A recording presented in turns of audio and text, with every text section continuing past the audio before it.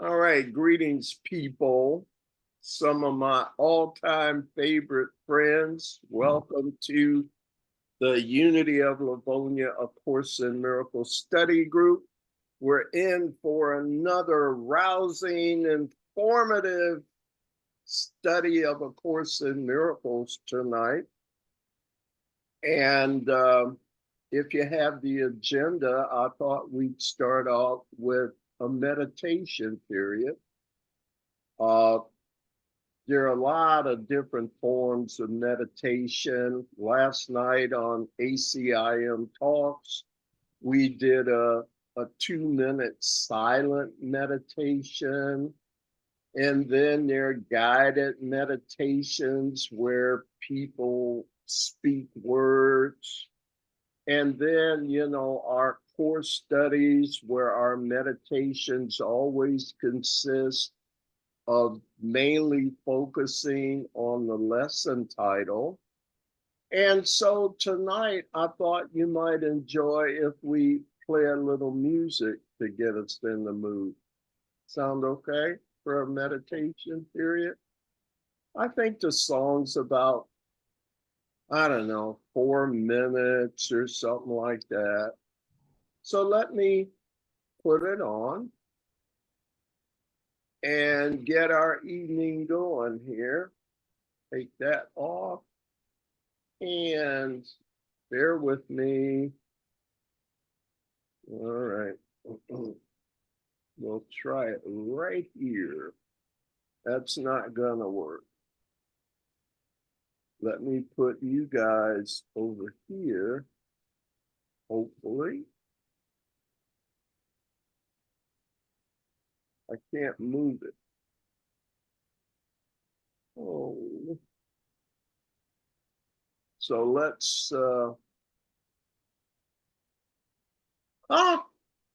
let's start over. How's that? Let's try it now.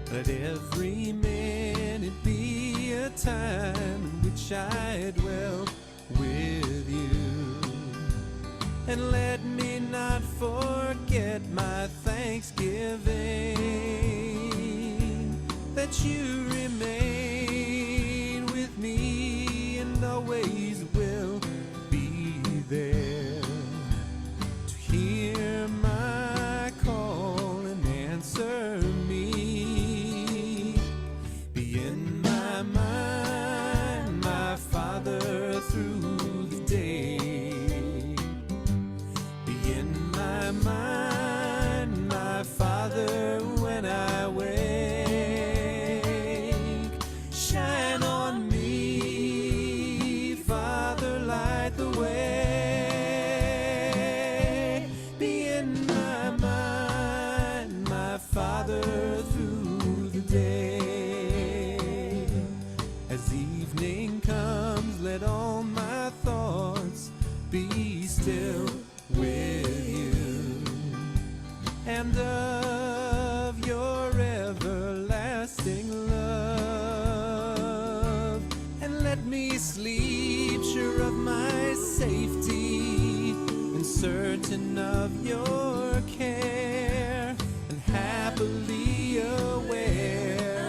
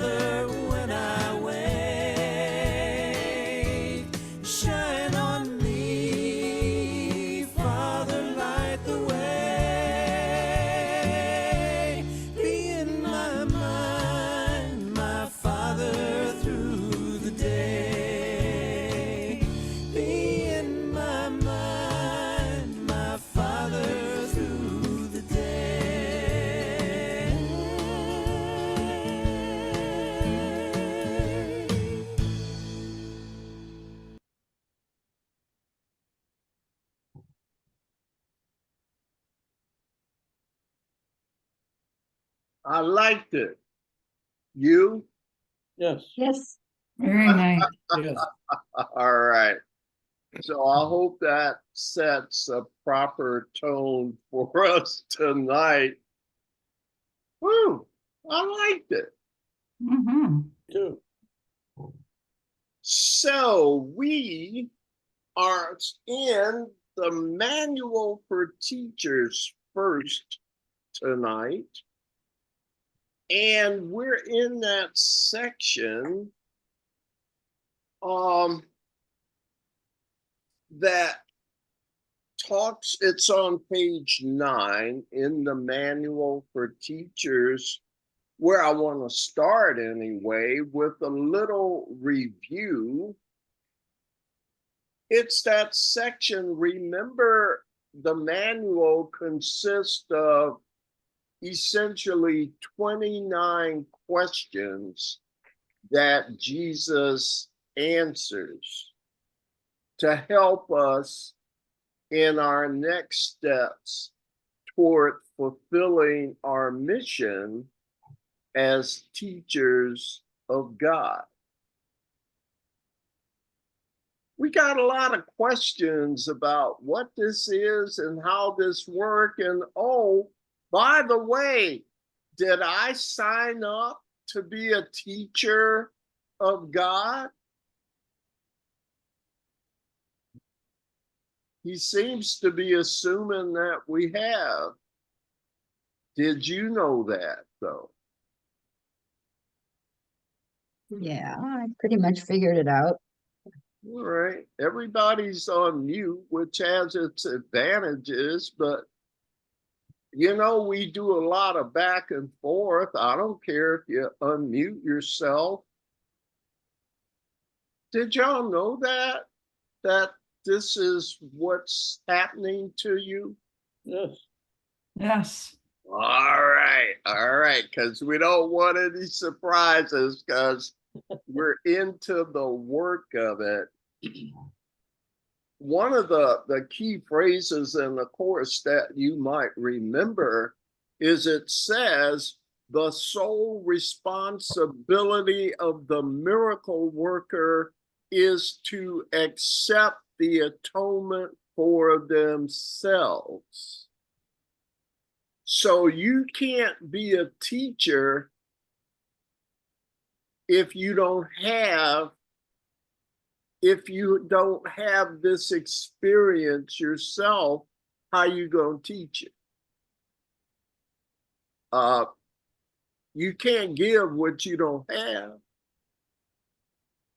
So this is our training that's going on in this teacher's manual for teachers. Bear with me, just bear with me, okay?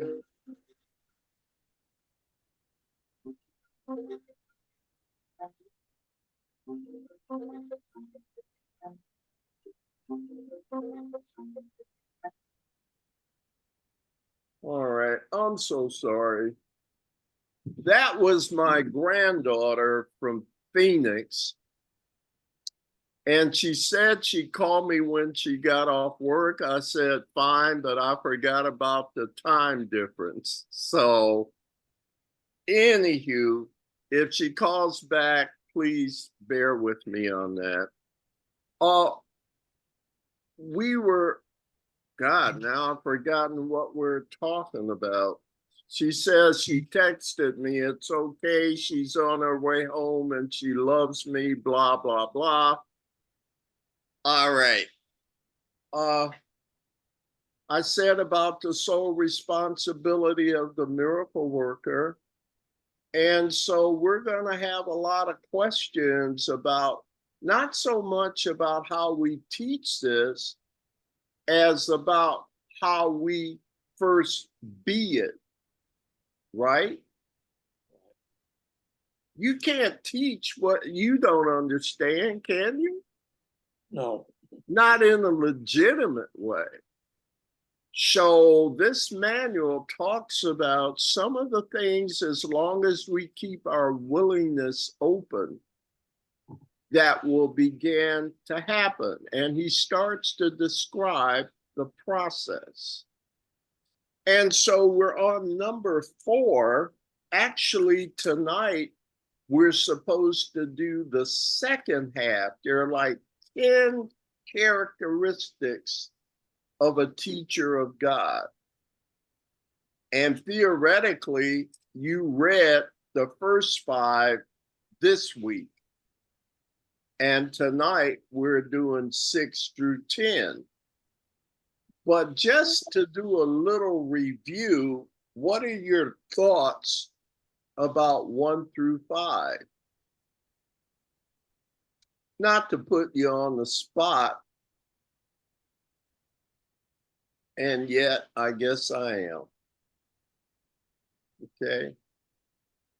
So if you read it, help out the ones that didn't get a chance to look at it or didn't get to spend much time on it. What's the first characteristic of a teacher of God? Trust. Trust. Right. Trust. Did you notice how it was a very long section? Mhm. And did you notice on page 10, there was a letter A called development of trust. Now, if you've been paying attention, you've been through this book. There are very few times that Jesus starts numbering and lettering stuff. Have you heard me say that before? Yes. This is one of the areas. So when you see him take the time to break stuff out and put it in order and give it a letter or a number, pay attention. And he does that with the first one. He spends a lot of time talking about trust and the development of trust. Why?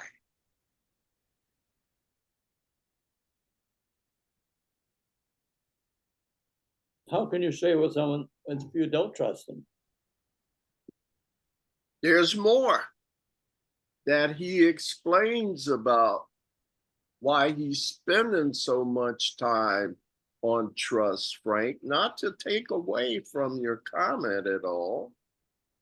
It's that trust is going to be the bedrock foundation from which the other characteristics can be developed.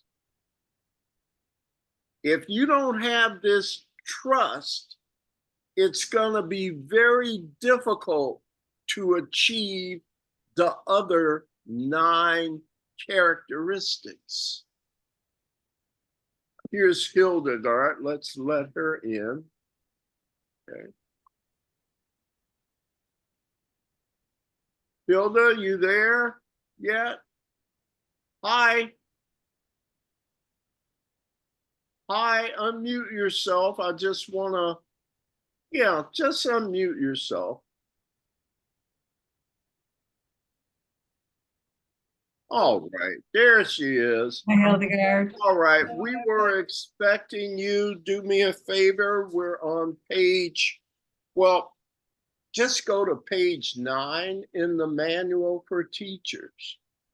So we were just talking about trust and how Jesus explains, look, trust is the bedrock of becoming a teacher, for becoming a teacher of God. And even the trust has several phases to it. Do you remember him talking about that? Yep. All right. So I won't belabor it, but he talks about, I think there may be 5 stages in developing trust, which he explains on pages 10 and 11. So take another look at that and see if you don't actually start going through these phases that he describes. And the last phase he calls in paragraph 8 on page 11 a period of achievement. It is here that learning is consolidated, where you really see the big picture of how and why all of this works.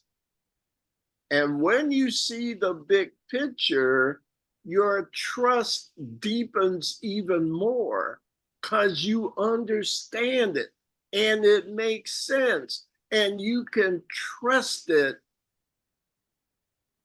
implicitly in all situations.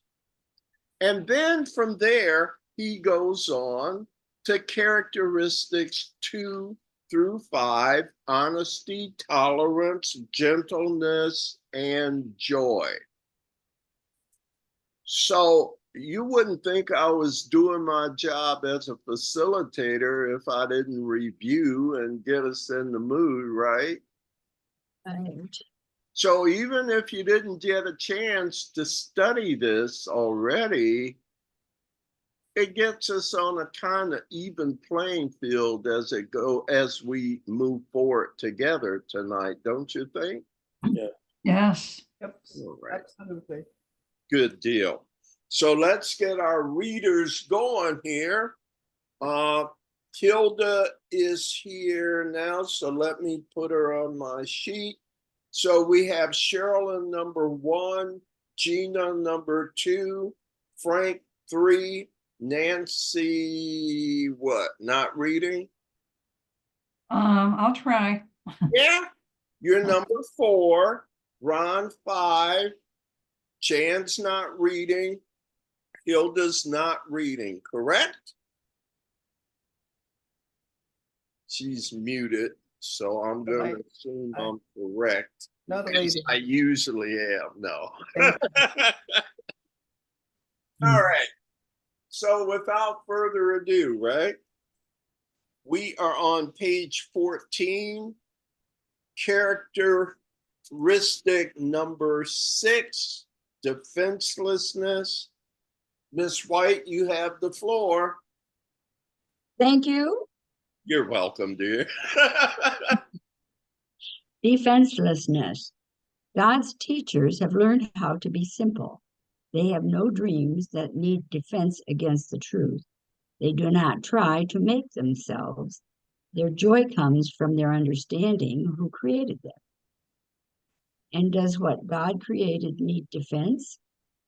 No one can become an advanced teacher of God until he fully understands that defenses are but foolish guardians of mad illusions. The more grotesque the dream, the fiercer and more powerful its defenses seem to be. Yet, when the teacher of God finally agrees to look past them, he finds that nothing was there. Slowly at first, he lets himself be undeceived, but he learns faster as his trust increases. It is not danger that comes when defenses are laid down. It is safety, it is peace, it is joy, and it is God.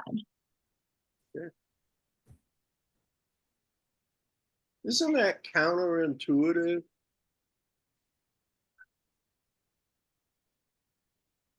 I mean, I'm a nice guy, okay, but if you push me too far, I'm going to defend myself. Yes? Yeah. Yeah. Isn't that what you were taught? Or maybe it's just in our DNA. It's been something that every generation for millennia has thought that's just the way it is, right? Yeah. Is it earth-shattering to... When have you heard this message before?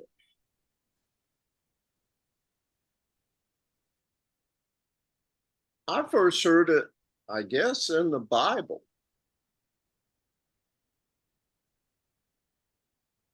Because Jesus said like crazy stuff back in the Bible, like Mhm. The meek shall inherit the earth.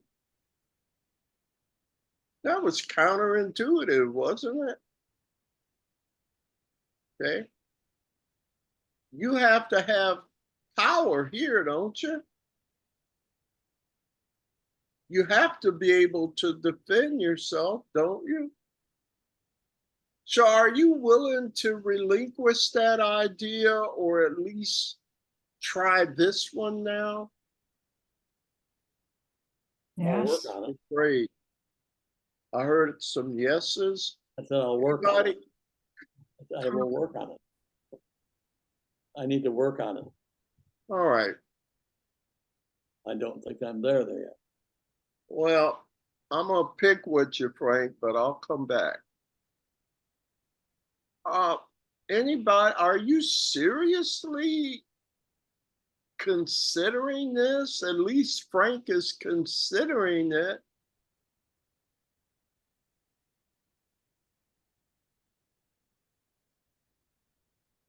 Why are you so quiet? Turn your mics on, okay? It's making me uncomfortable. It's like you got an excuse. Is it you don't trust us here where you can say whatever you want to say? It's a safe I trust space. everyone else. I trust the group. Okay.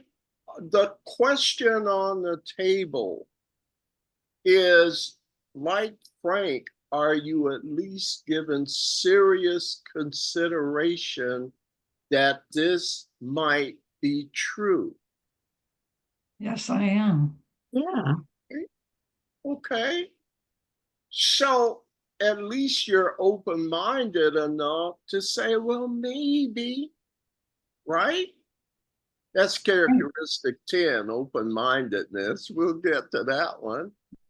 Hilda, what you got to say about Well, difference? I was just contemplating that. And I'm thinking we're probably talking, at least I think, for me personally, that we're talking about two different levels of defensiveness. On one hand, we're talking about the physical, the body defenses on quote unquote level 2, that, you know, if somebody tries to strike you, you put your arm up to try to defend yourself. But I think what we're talking here is the mind, the spirituality with which we are operating, so that since the thoughts control everything, if we can control those thoughts and open the channel to our higher self, we may not have to be in a position where we do have to defend ourselves. So I don't know that. You know, I'm with you, boss. I think you're hitting it right on the head. It's okay. My distinctive reaction is to put my hands up to defend myself. What's different is why I'm doing it. Now it's to give us some space for the next thought to come. So I'm not doing it out of fear anymore. I'm respecting my humanness and my DNA, but now I'm doing it to give reason a chance to set in for me and the supposed adversary. It's why I'm doing it now. Defenses won't save me, but they will give time for something else to occur. Comments on what I'm saying here? Thank you, Hilda. Right on, sister.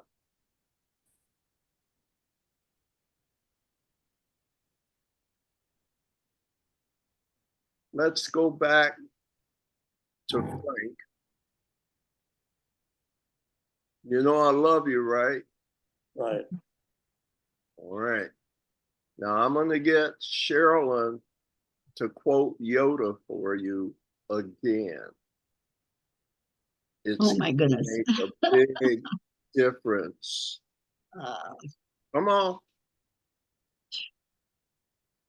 You gonna do Yoda or not? What's wrong with you? I've lost it tonight. I can't think of him. Yoda says, "Oh, you either do or you do not," Okay. right?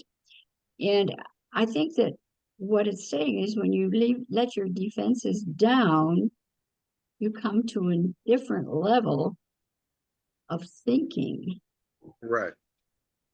and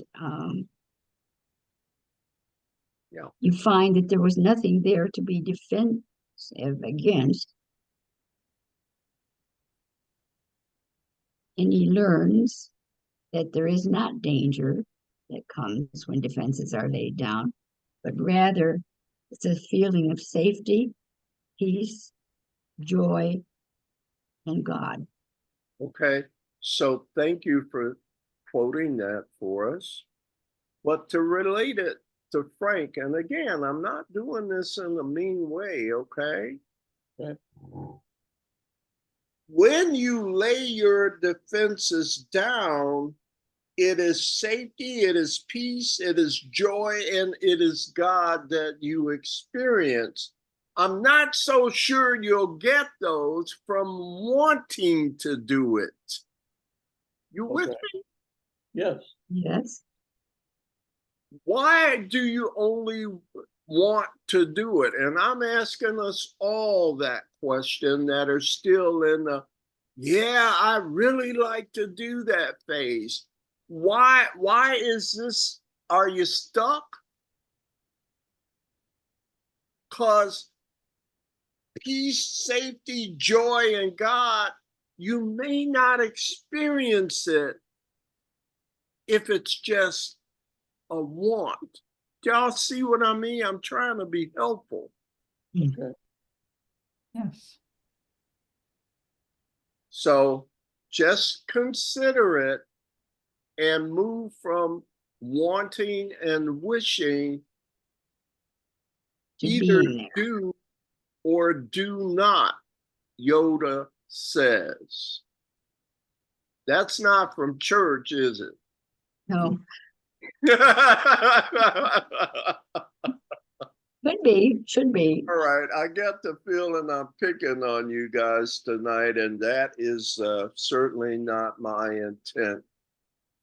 Our next Okay, Jim, I reader may is, need it. hmm? And that's okay, I may need it. Yeah, love you, man. Thank you very much. Okay. Gina, we're on the next one. Yep. Generosity. Yep, generosity. The term generosity has special meaning to the teacher of God. It is not the usual meaning of the word. In fact, it is a meaning that must be learned and learned very carefully. Like all the other attributes of God's teachers, this one rests ultimately on trust. For without trust, no one can be generous in the true sense. To the world, generosity means giving away, in the sense of giving up. To the teachers of God, it means giving away in order to keep. This has been emphasized throughout the text and the workbook, but it is perhaps more alien to the thinking of the world than many other ideas in our curriculum. Its greater strangeness lies merely in the obviousness of its reversal of the world's thinking. In the clearest way possible, and at the simplest of levels, the word means the exact opposite to the teachers of God and to the world. And Frank, do paragraph 2 there, would you? The teacher of God is generous out of self-interest. This does not refer, however, to the self of which the world speaks. The teacher of God does not want anything he cannot give away, because he realizes it would be valueless to him by definition. What would he want? What would he want it for? He could only lose because of it. He could not gain. Therefore, he does not seek what only he could keep. That is a guarantee of loss. He does not want to suffer. Why should he ensure himself pain? But he does want to keep for himself all things that are of God, and therefore for his Son. These are the things that belong to him. These he can give away in true generosity, protecting them for himself. Paragraph 1, sentence 5, to the teachers of God, generosity means giving away in order to keep. Who is this Jesus, man? Come on. How can giving away be a way to keep? When you give it away, you get more back. Why is that, Ron? Well, if you give away love, there's a good chance you'll get more love back. Yeah, I'm with you. Well said. Did you want to say more? Well, I guess you could also say if you give away hate, there's a good chance you're going to get more hate back. Yeah. You know, whatever we give away, we get more back of. If I judge someone, they'll judge me back. Yeah. So why is that, Frank? I did it last night. Well, it was happening before last night, that I've French. done it many times. Huh? I've done it either in my mind or in person. Tell us a little more, buddy. Well, I shared with someone a quality in which I was disappointed, but he also said to me that I was defensive. Not defensive, he said I was oversensitive. I felt defensive, but then I said, yes, I am. Yeah. But I was feeling defensive, but then I thought, but accept the fact, yeah, what he said was true. But I put him on the defensive by what I said to him. Yeah. Does it bother you, what happened? Yes. Still tonight, I can. No, I worked it through in my own mind. I prayed it out, prayed it through. Can we help you feel better? I'm doing it now. I feel you. Okay. Yeah. So you come to study group, right? Feel Right. better.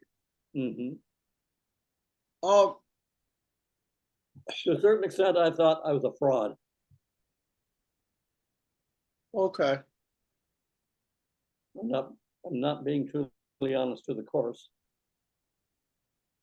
Oh, really? because I'm trying to practice non-judgment and forgiveness.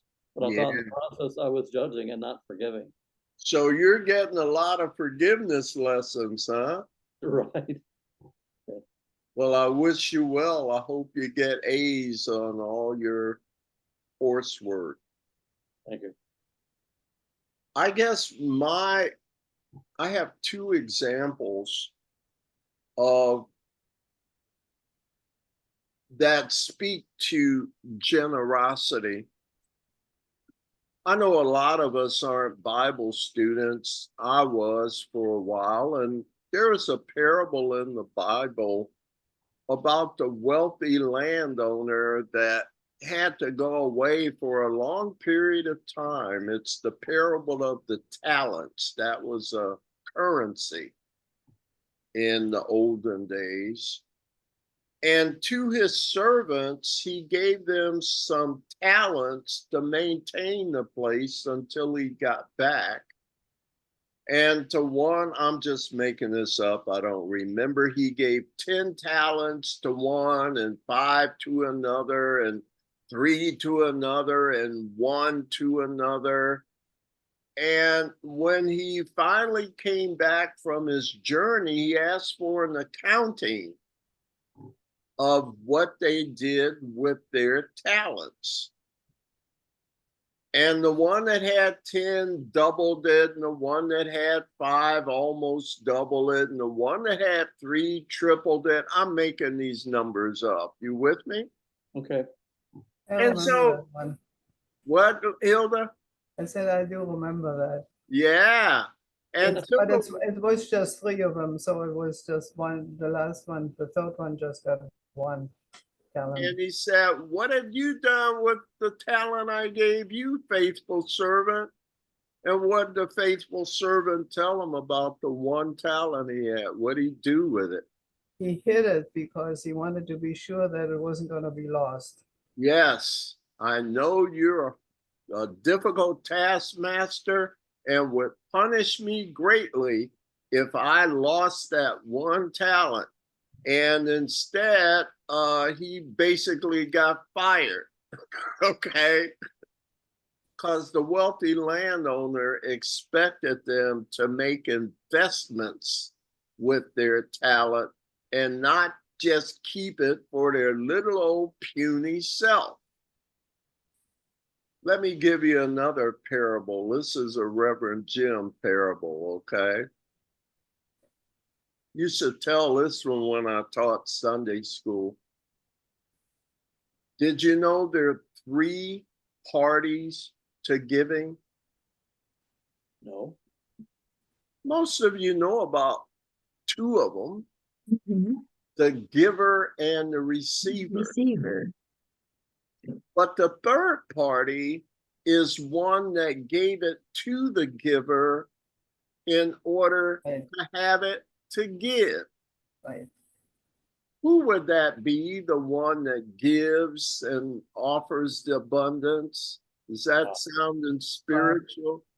So God is the giver. So if you have a gift from God, what do you do with it? Give it away. Share it. Give it. Because he gave it to you to share.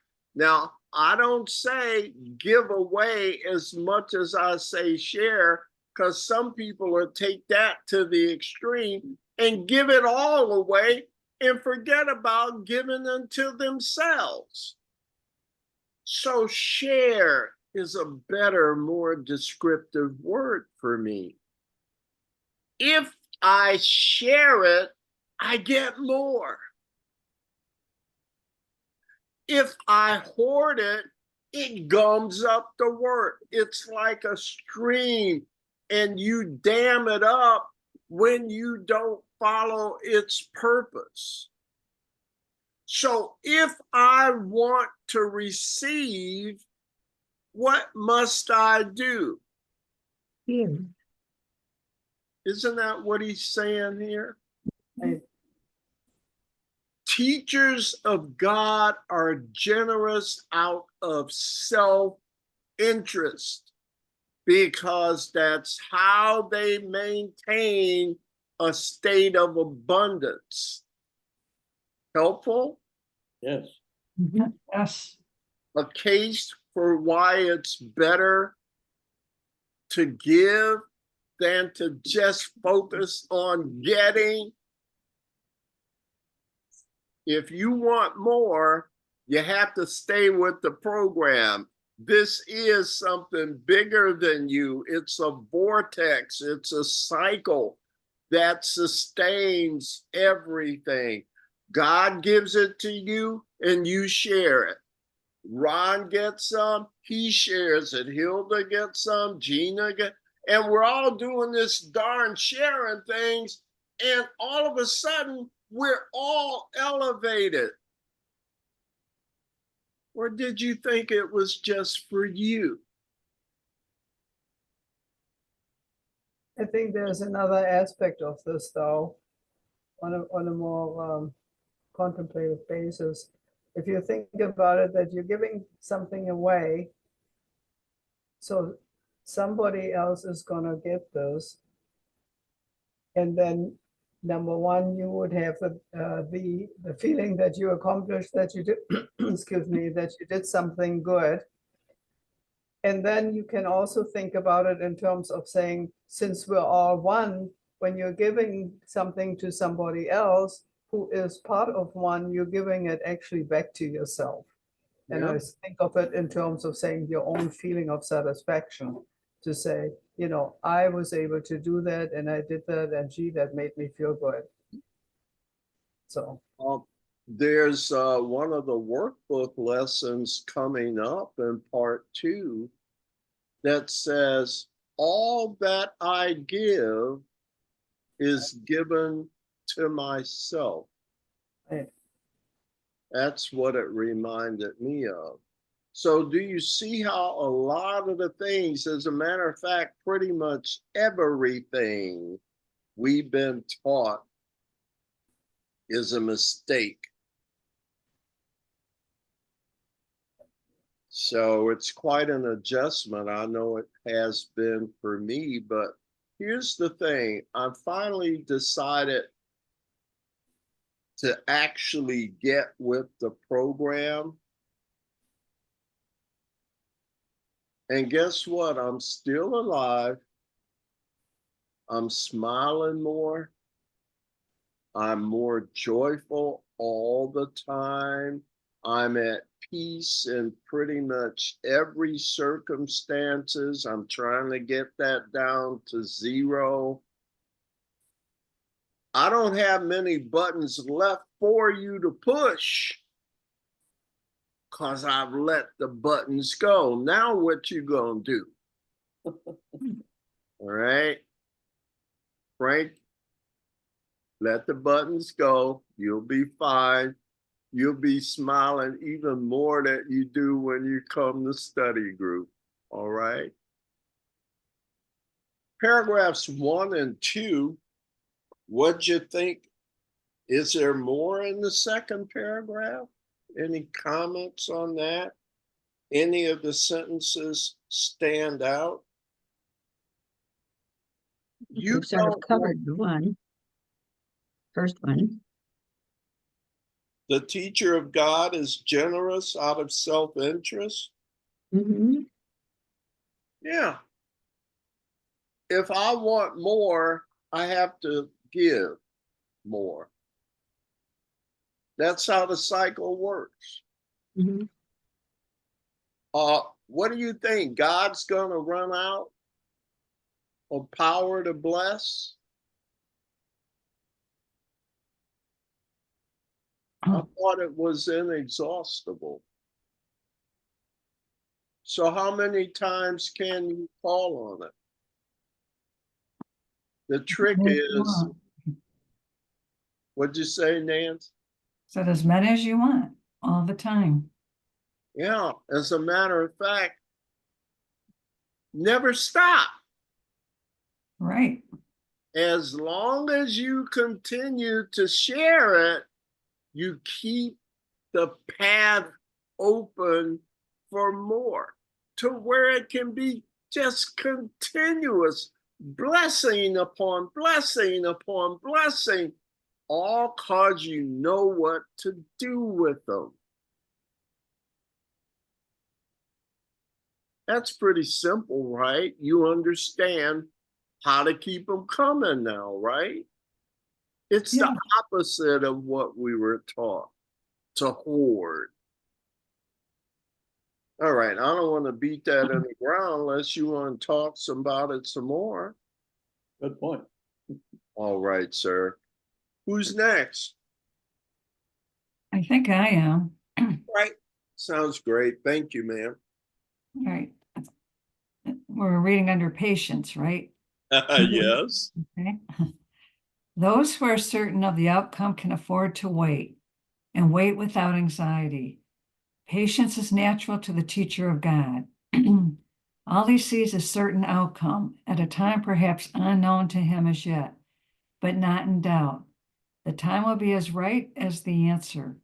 And this is true for everything that happens now or in the future. The past as well held no mistakes, nothing that did not serve to benefit the world, as well as him to whom it seemed to happen. Perhaps it was not understood at the time. Even so, the teacher of God is willing to reconsider all of his past decisions if they are causing pain to anyone. Patience is natural to those who trust. Sure of the ultimate interpretation of all things in time, no outcome already seen or yet to come can cause them fear.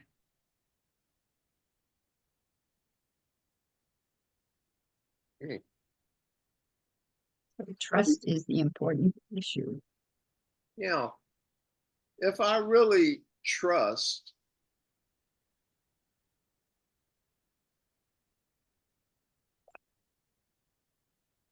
what else is there but trust? There's a line earlier in the text where Jesus says, only infinite patience produces immediate results. Have you ever heard the adage about a watched kettle never boils? Yes. So what you do is put it out there and trust that it's done. You think about things. Faith is belief in things not seen, right? Y'all heard that from the Apostle Yes. Paul? Yes. So even if I don't see it, don't mean it's not happening. Mhm. But on level 2, even though the results was immediate, lesson 358, no call to God can be unheard nor left unanswered. Well, I don't believe that. I've called on God a lot of times and he didn't answer me. How Not do the way you you want it. know? Here, there's no correlation between the time it takes to nurture a plant and how long it takes to bloom. Right. Growth does not happen on a linear level. Have you noticed with kids, they don't grow at a certain height every year. They'll just stay the same and then all of a sudden they'll spurt up. Or you can have this little plant that you've been watering and putting fertilizer and plant food and really working for a long time. And okay, the little stem thing came up, right? And then there was a couple of leaves and maybe a little more. And then one day you went to work and came home and boom, it was blooms everywhere. Have you noticed that? Mhm. So just because it doesn't reach your awareness, our awareness is quite limited. But that growth is taking place every moment. It's just on a level that we're unable to observe. And it's not linear. It takes a lot of energy for that plant to pop up. Think about it. So it has to get itself strong enough to take the leap to the next step. It can't just grow and grow and grow the way we expect it. How am I doing? Good. Good. Great. So when a woman is pregnant, it requires 9 months of patience, doesn't it? Yes. But you don't see them sitting for 9 months saying, oh boy, it's so long and I'm miserable. No, they're fixing up the nursery and trying to decide on the drapes and what kind of mobile they're going to get over the crib. It's a joyous waiting. It's a joyous anticipation, isn't it? Yes. And the next thing they know, they back in the room and there's your baby. Did worry add one bit of help to that process? No. No.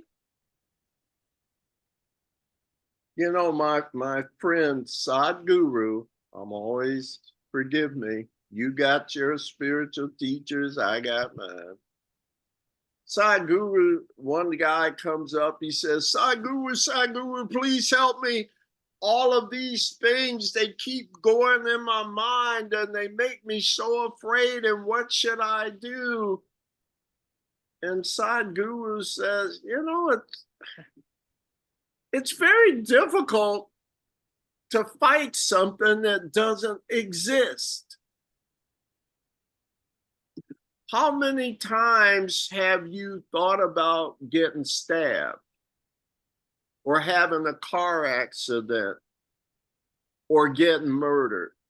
How many times have you thought about it compared to how many times it's happened? How many? None and none. It's very hard when you invest in the unreal. There isn't a solution other than stop it. Can you think of another way? The Course calls it forgive it or let it go. It's bad enough that if we have to get stabbed, it's like Julius Caesar when he said, let me die once instead of 1,000 deaths.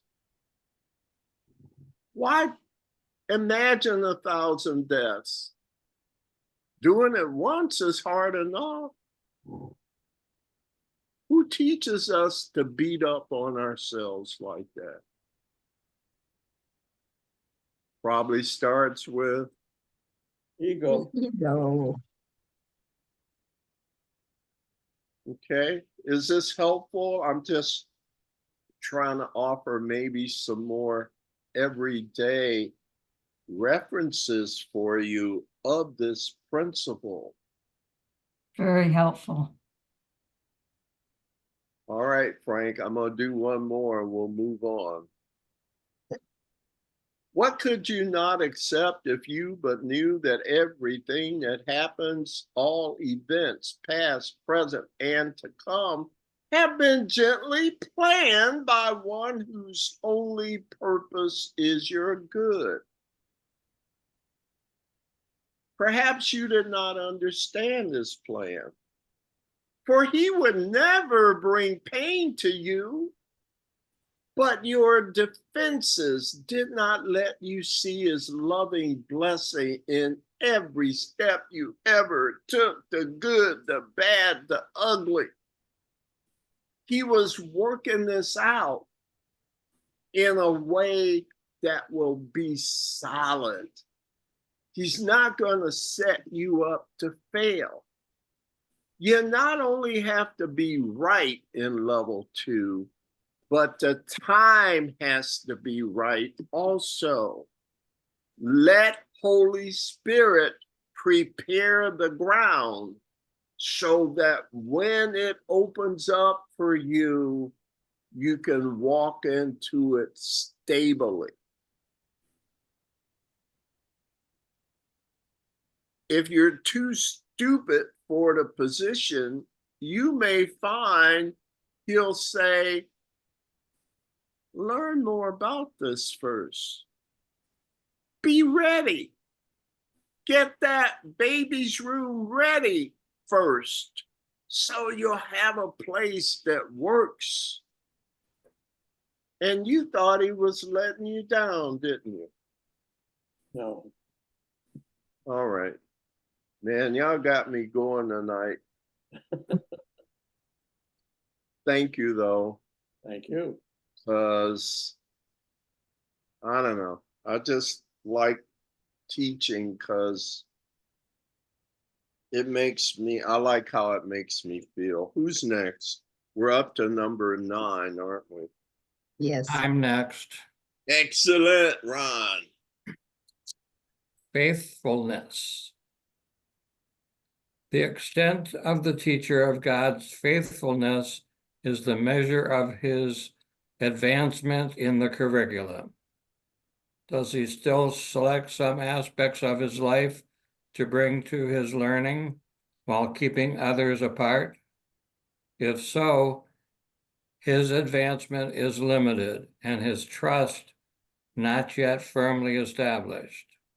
Faithfulness is the teacher of God's trust in the Word of God to set all things right, not some, but all.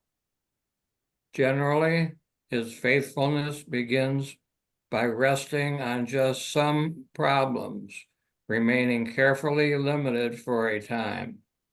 To give up all problems to one answer is to reverse the thinking of the world entirely, and that alone is faithfulness. Nothing but that really deserves the name. Yet each degree, however small, is worth achieving. Readiness, as the text notes, is not mastery. And whoever's next is, we're back to Sherilyn, right? True faithfulness, however, does not deviate. Being consistent, it is wholly honest. Being unswerving, it is full of trust. Being based on fearlessness, it is gentle. Being certain, it is joyous. And being confident, it is tolerant. Faithfulness then combines in itself the other attributes of God's teachers. It implies acceptance of the Word of God and his definition of his Son. It is to them that faithfulness in the true sense is always directed. Toward them it looks, seeking until it finds. Defenselessness attends it naturally, and joy is its condition. And having found, it rests in quiet certainty on that alone to which all faithfulness is due. Thank you so much, Sherilyn. Comments from anyone?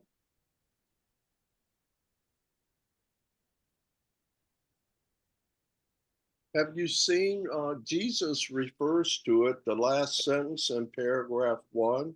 He says, readiness is not mastery. When you can do this 9 out of 10 times, when you can do it 5 out of 10 times, when you can do it 3 out of 10 times, that's in the category of which one? There are 2 categories he talks about in 10, right? Let me read it.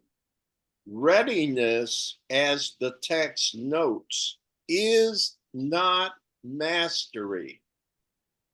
He's saying there's a difference between readiness and mastery.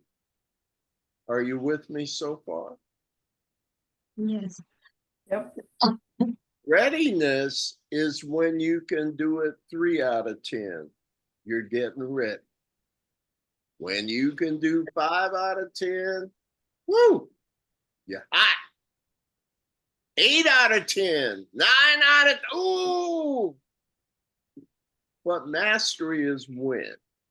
How many out of 10? 10. Yeah.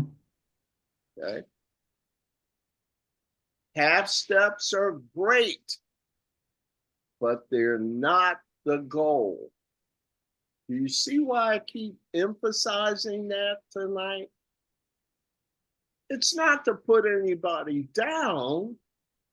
I'm just trying to be honest about what the goal is so you can be informed and you can do it because you got the help to do it. But I respect, Jesus says, you'll have, most of us have to do this in baby steps because it's so different.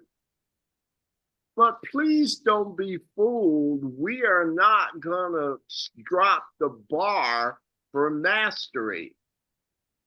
It's when you can do it all the time in all situations, that's mastery. Okay? Thank you for all the readiness. Love it. Okay? Not putting anybody down, Jesus says. I just don't want you to miss where this is going, though, okay? I'm just trying to be honest with you. Paragraph 2. Anything there that you want to talk about?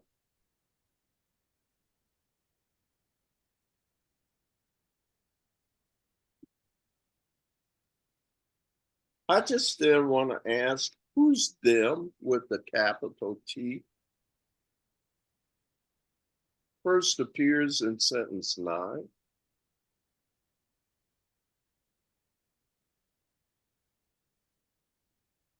You want me to read it? It is to them that faithfulness is, in the true sense, is always directed. And keep going a little bit. To 10. Toward them, it looks seeking until it finds. Defenselessness Them? attends. No, you can stop. Who's them? Okay, With the capital T. it is to them. Say, Jim, I wish you'd stop it. You're always getting too technical. It's in the sentence before, isn't it? I just wanted to. Well, yeah, the same word capitalized. Sentence 8. It implies acceptance of what? The Faithfulness word implies acceptance of the word of God word of God. and God's definition of his son. Son. It is to his son, right? Yes. That faithfulness in the true sense is always directed. Who is it you're having faith in when all is said and done in this process? Your brothers God. and sisters. Sisters. Isn't that them? Yes. Mhm. They may not recognize who they are, but they're not teachers of God like us. Do you see why you don't belittle them with the capital T in response to anything? It's just that they don't know what they are. Don't you remember when you didn't? Yes. It invokes compassion, not hatred. It's just a different way of seeing things, right? Right. Wasn't that the promise of this book? Yes. Yes. All right.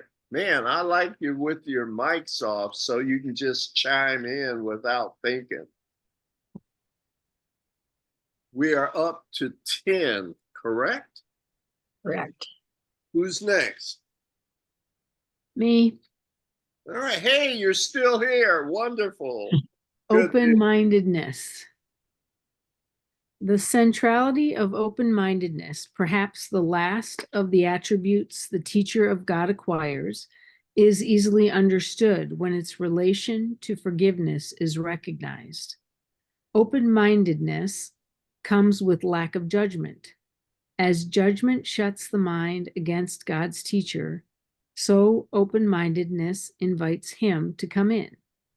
As condemnation judges the Son of God as evil, so open-mindedness permits him to be judged by the voice of God on his behalf. As the projection of guilt upon him would send him to hell, so open-mindedness lets Christ's image be extended to him. Only the open-minded can be at peace, for they alone see reason for it. Thank you. Frank? How do the open-minded forgive? They have to let go all things that would prevent forgiveness. They have in truth abandoned the world and let it be restored to them in newness and in joy. So glorious, they could never have conceived of such a change. Nothing is now as it was formerly. Nothing but sparkles now, which seemed so dull and lifeless before. And above all are all things welcoming, for the threat is gone. No clouds remain to hide the face of Christ. Now is the goal achieved. Forgiveness is the final goal of the curriculum. It paves the way for what goes far beyond all learning. The curriculum makes no effort to exceed its legitimate goal. Forgiveness is a single aim at which all learning ultimately converges. It is indeed enough. And let's finish it, Nancy. You may have noticed that the list of attributes of God's teachers does not include things that are the Son of God's inheritance. Terms like love, sinlessness, perfection, knowledge, and eternal truth do not appear in this context. It would be most inappropriate here. What God has given is so far beyond our curriculum that learning of it disappears in its presence. Yet while its presence is obscured, the focus properly belongs on the curriculum. It is the function of God's teachers to bring true learning to the world. Properly speaking, it is on learning that they bring, for that is true learning in the world. It is given to the teachers of God to bring the glad tidings of complete forgiveness to the world. Blessed indeed are they, for they are the bringers of salvation. All right. Another fitting close from Jesus, right? Right. We're going to move on from here, but I did just want to check in with you about sentence 5 in paragraph 3.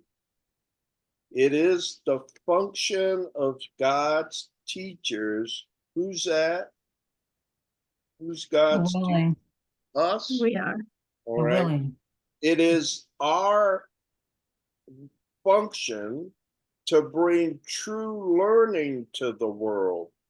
But notice he corrects that in sentence 7. It's not learning that is our function. What is it? Unlearning, Unlearning. Right? for that is true learning. Okay, it's helping our brothers and sisters to erase the tiny mad idea of separation, and the rest will happen on its own. We don't have to do anything. We have to teach forgiveness, letting go of everything you've been taught, and you'll automatically be in this truth. It was always there. It got covered over is the problem. It didn't get destroyed. It got covered over. Remember page 1? The purpose of this course is to remove the blocks to our awareness of love's presence. It didn't say its purpose is to create love's presence. There's no need for that. So if we can teach brothers and sisters to unlearn, do you see how it's opposite? It's counterintuitive, right? Right. That's why I want to point it out in respect to our role as teachers of God. It's still no less formidable, is it? No. But our trust includes the awareness of mighty companions. We're not alone in doing this. Because if you left it up to Jim, you might as well forget it. It ain't happening. But with our power and the power of our mighty companions, we can take heart. We can trust. So next time we'll get to talk about healing in question 5. How is healing accomplished? So we're going to switch to our workbook. By the way, what is healing? Oh, it's going to take too long, isn't it? Yeah. Healing is wholeness. Okay? Healing is not fixing stuff, surgery, taking care of a bad ankle, taking the aspirin. Healing is restoring wholeness. And we'll talk about that next time, okay? You having fun, or should I? You want to appoint somebody else to lead? No, that's fine. All right, let's move on, my friends. We are now on page 407 in the workbook for students. And we are on special theme number 2 called What is Salvation? Is everyone there yet? Not yet. All right, take your time, man. Let us know.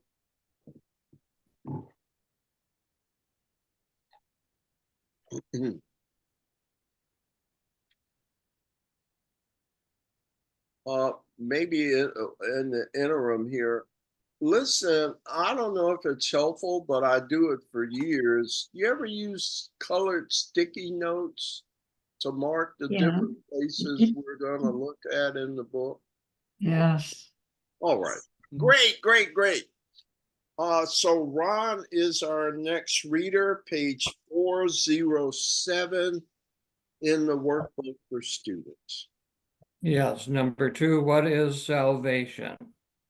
Salvation is a promise made by God that you would find your way to Him at last. He cannot but be kept. It guarantees that time will have an end, and all the thoughts that have been born in time will end as well. God's word is given every mind which thinks that it has separate thoughts, and will replace these thoughts of conflict with the thought of peace. Thank you. Sherilyn? The thought of peace was given to God's Son the instant that his mind had thought of war. There was no need for such a thought before, for peace was given without opposite and merely was. But when the mind is split, there is a need of healing. So the thought that has the power to heal the split became a part of every fragment of the mind that still was one, but failed to recognize its oneness. Now it did not know itself and thought its own identity was lost. Paragraph 2, sentence 3. But when the mind is split, there is a need of healing. What is healing? To get rid of the split. Yes. Yes. To return to wholeness. Wholeness. Healing is wholeness. Do you see what I was talking about before? Mhm. That's the strategy, is to heal by restoring what got split. What caused the split? How is it explained in the course? The tiny mad Bad idea. idea. Okay. Are you connecting the dots? I'm just trying to help. Who's Yes. next? Number 3, right? Yes. I think I am. Salvation is undoing in the sense that it does nothing, failing to support the world of dreams and malice. Thus it lets illusions go. By not supporting them, it merely lets them quietly go down to dust. And what they hid is now revealed, an altar to the holy name of God, whereon his word is written, with the gifts of your forgiveness laid before it, and the memory of God not far behind. Thank you, Nancy. Who's next? I am. I am. All right, fight it out. Frank, did we skip you? I'm number 3. Well, Nancy just read, so. Sorry, Frank. All right, let's do Frank and then Ron to finish us out. How's that? Paragraph 4.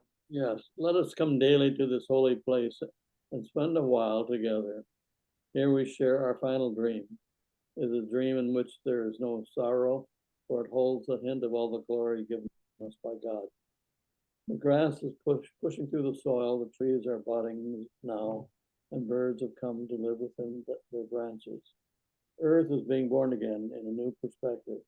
Night has gone, and we have come together in the light. Now for Ron, correct? Yes, 5. From here we give salvation to the world, for it is here salvation was received. The song of our rejoicing is the call to all the world that freedom is returned, that time is almost over, and God's Son has but an instant more to wait until his Father is remembered. Dreams are done, eternity was shined away, the world, and only heaven now exists at all. We're going to go into meditation, but just a couple of quick questions. In paragraph 4, sentence 2, Jesus says, here we share our final dream. What other words does the Course use for the final dream? Do you know of any other words it uses? I think it's the last step. Okay. It's it's the step before the last step. Because remember, it says repeatedly, God will take the last step. But the final dream is a state before that. Yeah, It's also called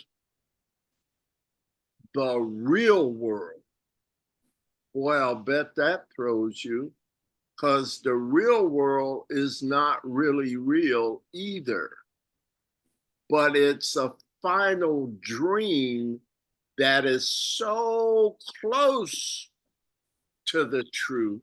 It's still a dream, but it's so close to the truth that God can take that final step without attacking you. There's no difference between what you're dreaming now and the truth. So you see, the way has been prepared for the last step.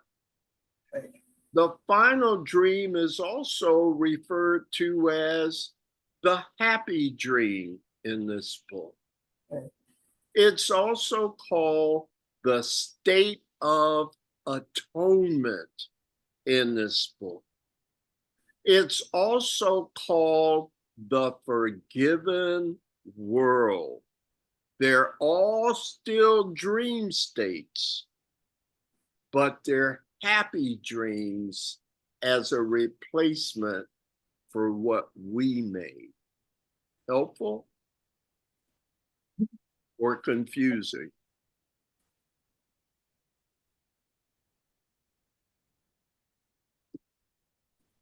I don't know. Did you hear the question? Yes. Helpful or confusing? Helpful. Yeah, it's helpful. Helpful. Sure. All right, good deal. So, you ready for meditation period? And Yes. we'll close for tonight. Thank you. Yes. Let's do the lesson to lead us into that. I'm showing our next readers, we're back to Sherilyn White, and we're on page 408, right? Yes. Lesson 232. Sherilyn, if you would, why don't you read all of it, dear? The whole thing. Okay.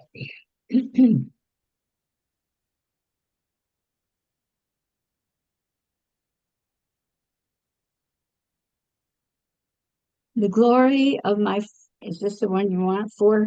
On Oh. page 408, Whoa, lesson okay. 232. Turn too many pages here. And lesson 231, 232. 232. Be in my mind, my Father, through the day. Be in my mind, my Father, when I wake, and shine on me throughout the day today. Let every minute be a time in which I dwell with you, and let me not forget my hourly thanksgiving that you have remained with me and always will be there to hear my call to you and answer me. As evening comes, let all my thoughts be still of you and of your love, and let me sleep sure of my safety, certain of your care, and happily aware I am your son. This is as every day should be. Today, practice the end of fear. Have faith in him who is your Father. Trust all things to him. Let him reveal all things to you, and be you undismayed because you are his son. Thank you. I'll put the music on. Be in my mind, my Father, through the day.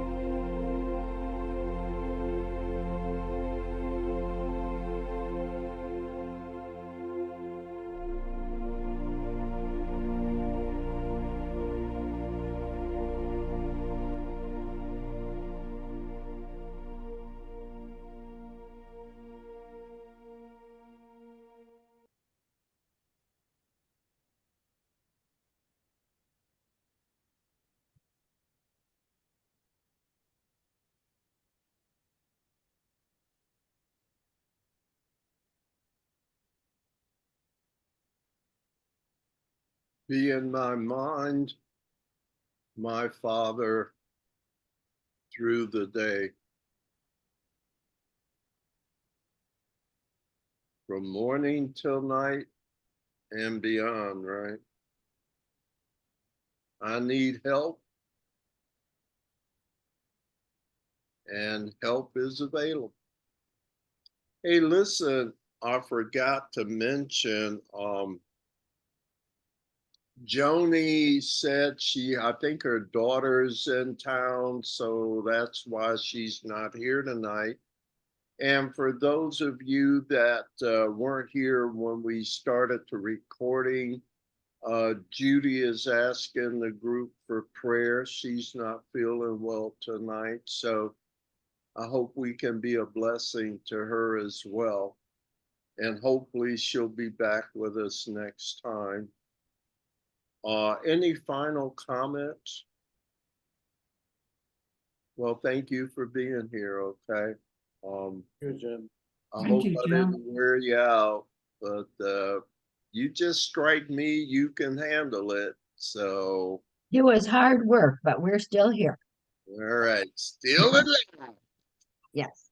It was Right, beautiful work. Hilda, we'll close this Thank out you. for the evening. Thank you. Okay. Thank you. The light of God surrounds us. The love of God enfolds us. The power of God protects us. The presence of God watches over us. Wherever we are, God is. I am the light of God. I am the light. And the light of God. I am the love of God. I I am the love of God. I am the power of God. I I am am the power of God. I am the presence of God. I am I am the presence of God. Therefore, therefore wherever I am, Wherever I I am, am. God is. God is. God is. God is. And all And is all well. is well. All is all well. All is well. There is nothing to fear. there is nothing. Nothing to fear. There is only love. There is There only is only love. love. Namaste. Namaste. Namaste. brothers and sisters. Have a good rest of your week. And man, I'm looking forward to seeing you all again. Okay. All right. Thanks, Jim. Yes. See you tomorrow. Bye, Yeah. everyone. All Have a right. blessed Y'all week, take everybody. care. Good night. Night. Good night. Bye. Thank you.